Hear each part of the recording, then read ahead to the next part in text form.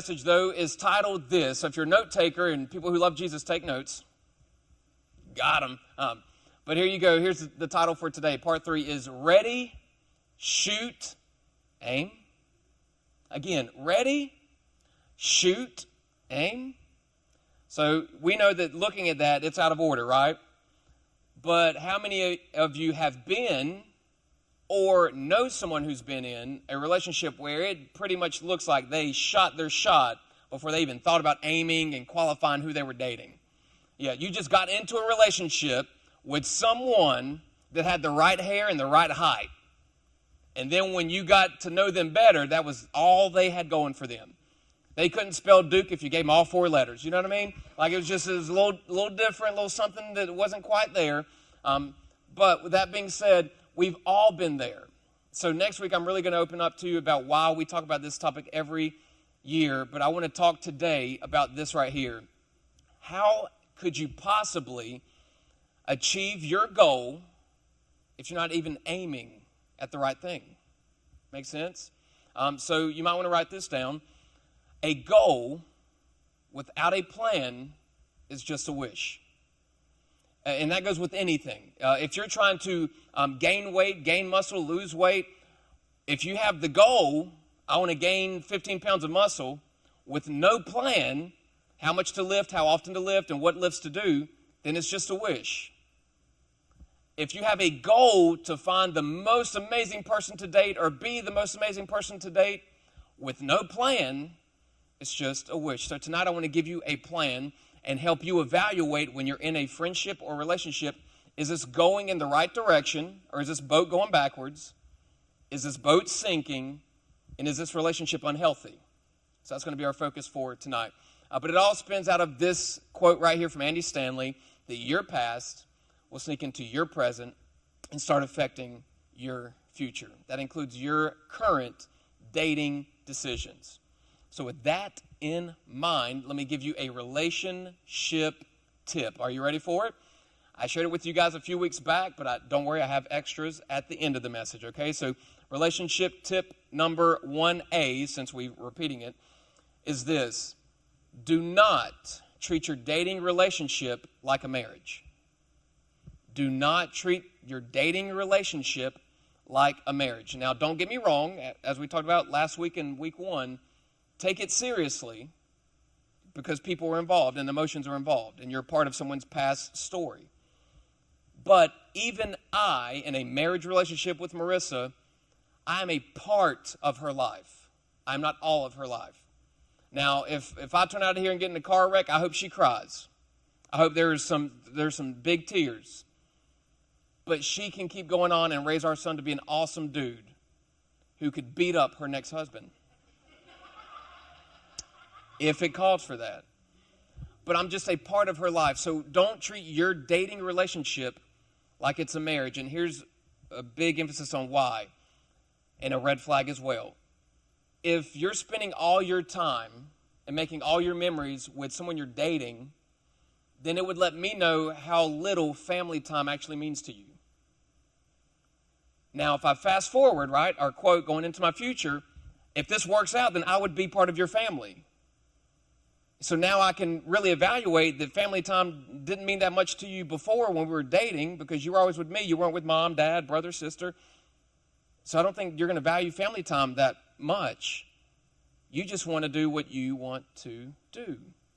And we said last week that love is not self-seeking. So that's a bit of a red flag. But here's the emphasis on dating. If you date like you're married, then you're only preparing for your wedding. And you should spend a lot more time planning your marriage than you do planning your wedding. And ladies, y'all know that takes some time. I'm going to share with y'all the one part that Marissa let me plan during our wedding. It's pretty cool, right? Was it pretty cool? It's pretty cool. It's never been done before. But don't spend that much time. Don't date like you're married. Now, if you date like you're learning, then you're going to grow and you're going to mature. And all of a sudden, you'll find yourself actually preparing for your marriage, not your wedding. I would hope that you want your marriage to last a lot longer than your wedding, okay? So you want to make sure that we're preparing for that. Don't just think, oh, I already know my dress, I already know my gown, right? I already know, he better get this ring, he better get this ring. My eyebrows already got them like saved on my phone in a folder, right? Meanwhile, he's on the other side. I don't even care. It's just a party, you know what I'm saying? But I do want some custom shoes, right? And that's it. That's all. That's as far as the guys have gone, ladies. So don't do too much. But it's just one day. Now, don't get me wrong. It's a really cool day. Like, I didn't realize how different our wedding was until looking back and going to other weddings. So, for example, fellas, it's not custom that the guy walks down the aisle. But your boy walked down the aisle in slow motion with sunshades on, in custom Converse, to aloe black. I'm the man. It was awesome. I felt some type of way. It was like that was the only part of that day that belonged to me. That was it. After that and before that, it was all about Marissa, and rightfully so. She looked a lot better than I did. So all of that, it's one day. Okay, now it's a special day. It's a great day. Don't forget the date of that day, but it's one day. So we're still writing our love story, so don't treat your dating like it's a marriage. Now, that being said, let's get some wisdom. So if you brought a Bible, turn to Ecclesiastes chapter 4. And if you're like, where is that at? Just like kind of right half through your Bible almost, right? You'll probably, if you just crack it halfway open, you'll probably land in Proverbs. Just keep going a little bit. So Solomon wrote Proverbs and Ecclesiastes, and both of these are known as wisdom books, where if you read through them, it's almost like poetry. So if you like poetry, you just read those. But it's comments and it's information about just being wise and making good decisions.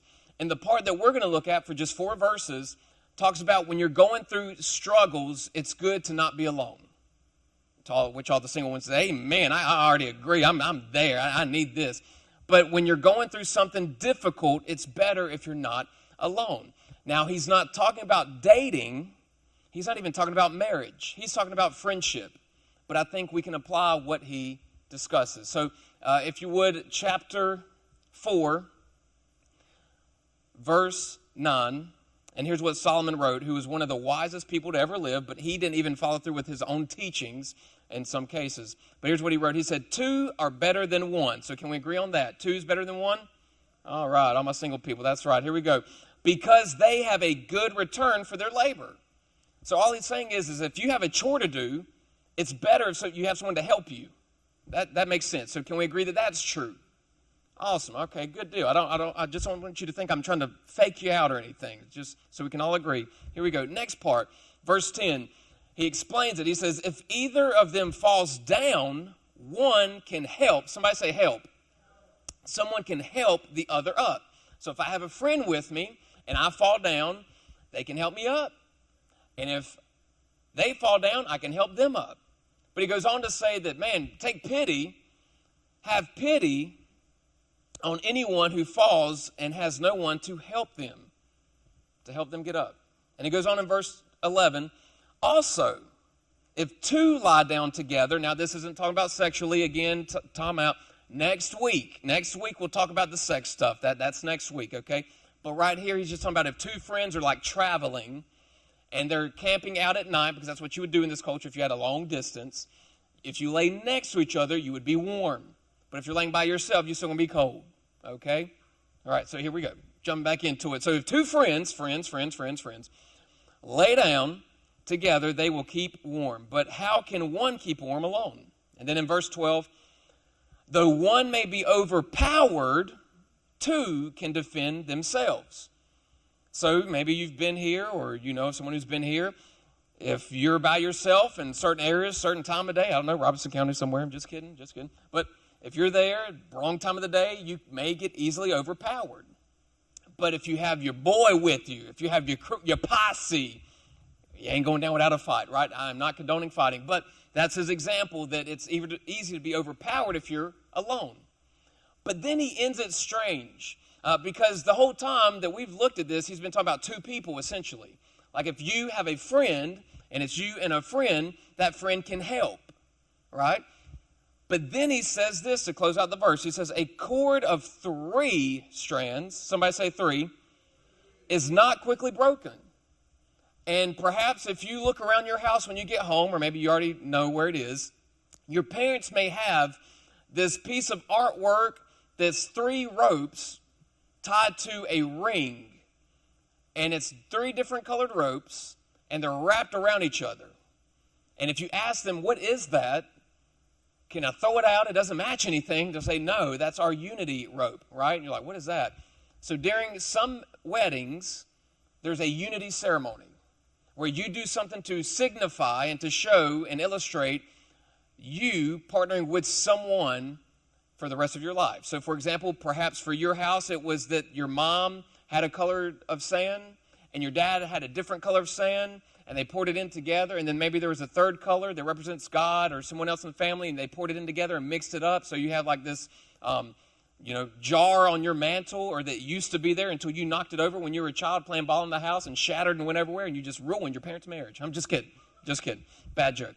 But that's the unity element. And so during our wedding, this was the only thing I got to be a part of. Marissa would ask some questions, but it really didn't matter. It's like her day, really. That's all I was support staff. But she said, here's what you can do. You can plan our unity part, whatever we're going to do for our unity ceremony. I said, okay, cool. And so when you give someone who is just not qualified to do anything else one job, they blow it up. So I was like, okay, I'm going to do something I've never seen before. I'm thinking around, Googling some stuff. Okay. Yeah, the rope thing, okay, it's been done, not doing that. Okay, all right, let's see what else we got. The sand thing, don't want that. Okay, no. All right, let me see. Oh, I got an idea.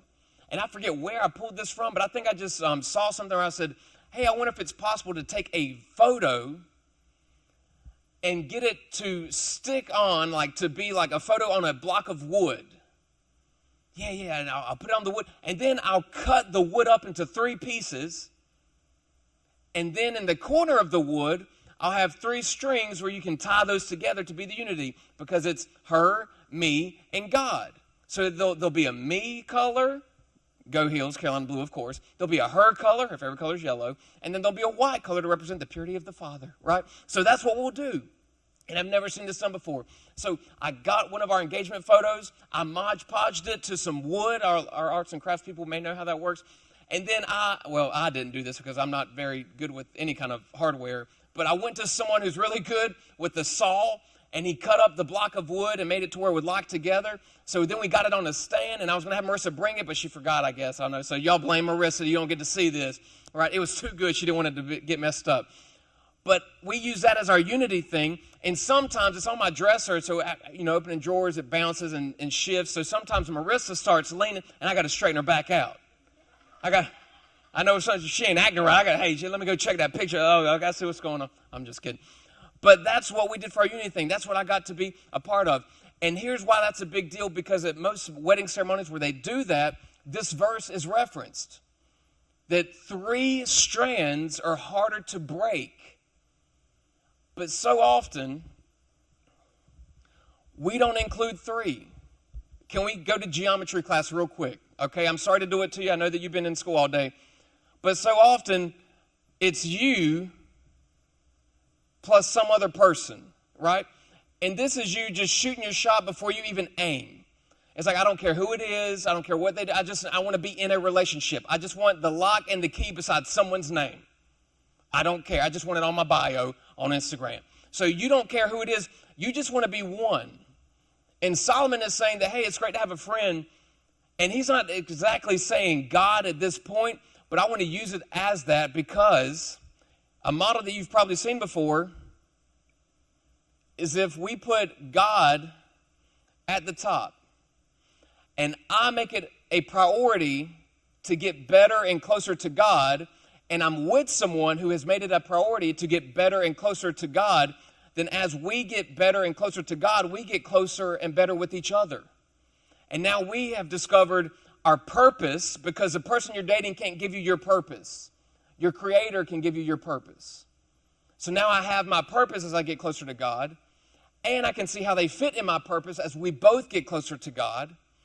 And this is the best part, you become more intimate with this person as you get closer to God. Time out. Not talking about sex. That's next week. Intimacy means closeness.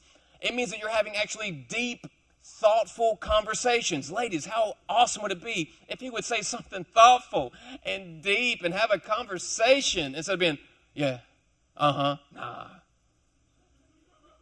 We can do better, guys, right? So if we are all aiming at the same target we can't miss. Or we can at least tell when our aim is shifted and we're hitting the wrong thing. And now I can tell when this relationship is no longer healthy because you're not helping me get closer to God. Or I'm not helping you get closer to God.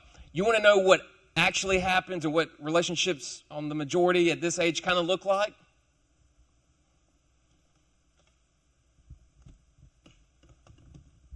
I don't care about God, I just want to be with them. I don't know where we're going. We're not aiming for anything. We have a goal, relationship goals, hashtag from 2019. But I don't know how to get there. But as long as we're together, it'll work out, right? But now I don't know if this is healthy anymore. And he's changed. And she's different. And I don't know what to say. Or it's old now. And I don't know who I'm supposed to be because I'm not aiming at the right thing. Or, well, Josh, I come to Squad. I'm thinking I can make them a Christian if we date, so I'm going to go for it. That's a great idea. How about invite them? Don't have to date them. Invite them and let them pursue God. And then maybe it could evolve into something. But if you place that person at the top of what's most important for you, then you're going to be drawing closer to them. And God's going to say, I'm there, but I'm not pursuing. You should be pursuing a relationship with me. I already did. I came here for you. So with that in mind, if we keep it where it's supposed to be, now we can grow together. And you plus God equals a good us. Because we're pursuing this together. Now, if I'm you, I have a question, right? I'm raising my hand. Josh, what does that have to do with what we just read? So we got the 3 strands thing, and I get it's a triangle, but I don't understand the connection. So let's look at that real quick. The word that I asked you to say, I said say 3, so we just talked about the 3, but I also asked you to say help. Here's what Solomon was saying, that friends should help friends. So my question to you in terms of relationships or friendships is, what is your relationship person helping you do? Where are y'all going? What are y'all doing? Some boyfriends in here saying, Josh, I've been trying to avoid this conversation for the longest time. Now you're going to walk me right into it? Is this the lion's den I've heard about at church? You should know that we're heading somewhere, and maybe it's going to be together, and maybe it's not going to be together, and maybe it's going to be great for some time, maybe it's not going to be great for some time. But a friend in a healthy relationship is pursuing God, pursuing a goal. Now let me tell you something you already know. Many people put something else up here, and the same model will work. You can put music up there. You can put grades up there. You can put a job up there, a city to live in up there. You can put sex up there. And if we pursue that, yeah, we'll get closer together because we're both pursuing it and we're interested in it. So the question is whatever's up top benefiting you for the long term? But if you have God up there, now you're discovering your purpose because he made you. And now I can tell when my relationship is not where it should be. And now you have a plan. So anyone you date, they come and go. If they're at the top of your list and it's over, then you don't know who you are anymore. And it's all over and you're in despair and you want to make all these rash decisions. It's like, no. Put God where God belongs. You can put any name in here, and as soon as I realize that you're taking me away from God or we're not healthy, bye. It doesn't matter who. Just revolve some names in here. It doesn't matter because I'm keeping this one. This one's changeable. And I now can evaluate how well we're doing. So with that, and then we're going to get to our final tips for dating to close out. But Solomon said that friends help during a struggle.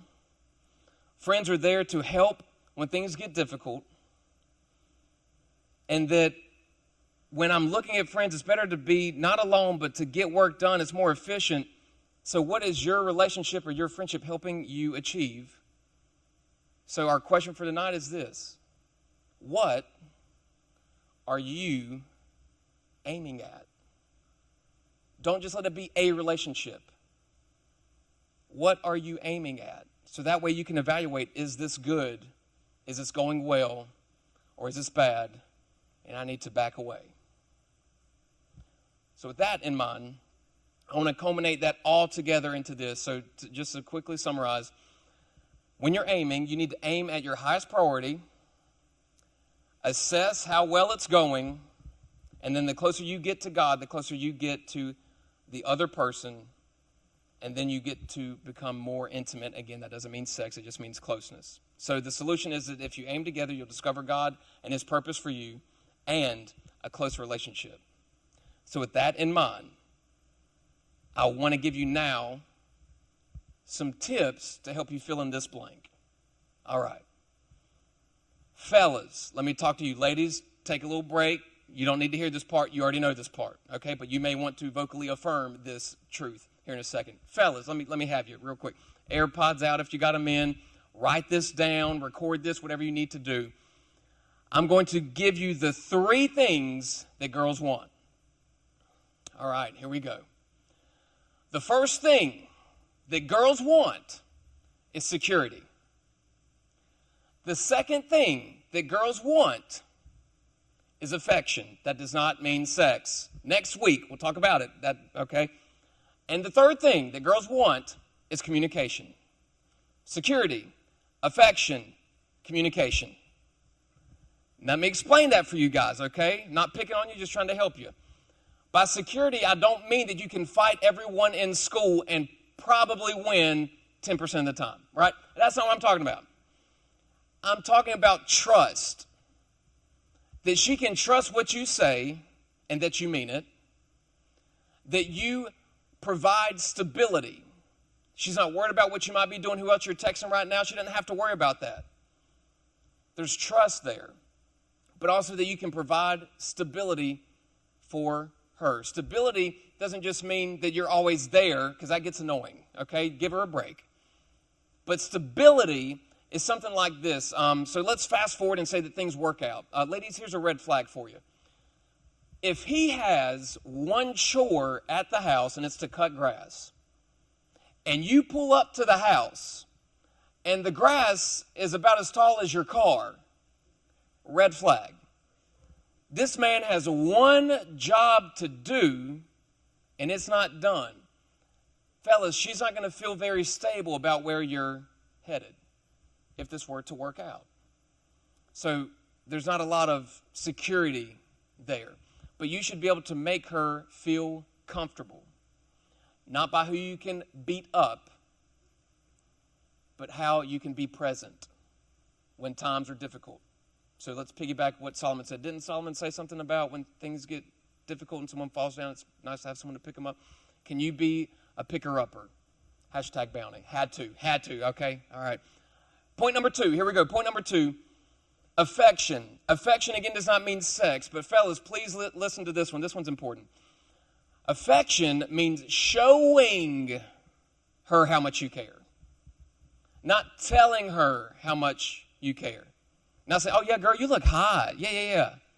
And definitely not saying, oh, yeah, you look way better than her. I mean, no, mommy, don't say anything like that. Don't pause, don't long pause. But when you just use your words, that doesn't do as much as showing her how much you care. And fellas, I'm with you. I get busy, I get distracted, and I need to do better at this, right? So in the video, like I used to do more stuff. I'm sorry about that, girl. You deserve someone that's always on for you, right? I'm trying to get points at home. Okay, back to it. But fellas, don't just use your words. Show her you care. Well, Josh, I ain't got that kind of bachelor money. You know, I've seen this show, and they just like do all sort of crazy things, okay? Pause right there. Ladies, that is a fictional reality show. All right, the only real thing about that is that they're real people with real names. That's about it, all right, that you're finding from that show. Those dates are not real, okay? So just lower the bar just a little bit. Like, you deserve the best, but just, I mean, we ain't taking a helicopter anywhere, okay? All right, going back. Fellas, you can make a peanut butter and jelly sandwich. And if you eat it inside your house on a paper towel, that ain't cute. But if you find a $5 basket to put it in, and then go to Hope Mills Lake and eat it out there and have a conversation, oh, dang. You the real one. She's writing your name in right there, right now. It doesn't take money, it just takes thought, which leads us into point number 3, communication. Communication doesn't mean that you can converse like saying, yeah, okay, right. That's not it. Communication doesn't mean that you just text. Communication means, fellas, that you listen and you can respond thoughtfully. Okay, so that's the kicker, right? The thoughtful part. All right, so that's it. All right. So, fellas, I'm gonna let y'all hang out and just mull that over, chew it up. All right. Ladies, short list. Okay, you already know these things, but here's what fellas want. Fellas want respect. Just show respect when they have an idea. It's oh man, that's a good idea. Wow, yeah, you came up with that. Wow, that's really good. Okay. You don't pick on them in public. You don't, just don't nag. That's not what they like. So respect, okay? And the other one, kind of like it, it's more along the lines of, it's like a derivative of it. But the point number 2 would be support and affirmation. So when you just say with your words, so like ladies, you don't even have to do anything. Just say it. And they'll just feel like the man. But if you say, good job, you did that, awesome, I'm so proud of you. When you post on Instagram a picture of them and you're like, I just want to give a shout out to my man right now. It's like, that's pretty cool, right? I don't know if you should call him your man because that's kind of like too much. But hey, but you doing the thing, right? Just using your words, that's pretty cool. So just telling them how well they've done, tell them that you care, that's everything. Like, yeah, you're doing a good job. That's everything to them, okay? And some of the fellas right now are thinking this. Well, Josh, I know we're not in week 4, but I think you left one off our list. Week 4, don't miss it. Next week, we're going to talk all about that part, okay? But to conclude tonight, I just again want to ask you this, and then we're going to close. Seriously, when it comes to your relationships, when it comes to your friendships, and even your family, what are you aiming for? Because to be honest, I think that right now you probably never thought about aiming toward anything, except maybe that one day when you'd get to walk down the aisle, but nothing after that. And no one goes to their wedding day preparing for a divorce. But perhaps many of you have seen that. You felt it in your homes, and no one wants that. So what if, beginning today, you started preparing, not for a wedding, not on finding the right person, but becoming the right person. And today you started taking aim before you shoot your shot. And you made the decision that, God, I'm going to make my relationship with you the most important, and I'm going to look for someone that I can grow towards you with. That's a pretty good plan. And it's not because Solomon said it. It's because I've lived it with Marissa. And it's working out pretty good so far. Now that she's left the room, there have been other relationships where we're going to have to edit this part out, JD, all right? Put a little time stamp for me. There's been other relationships where I specifically, didn't put God first. You know who I put first?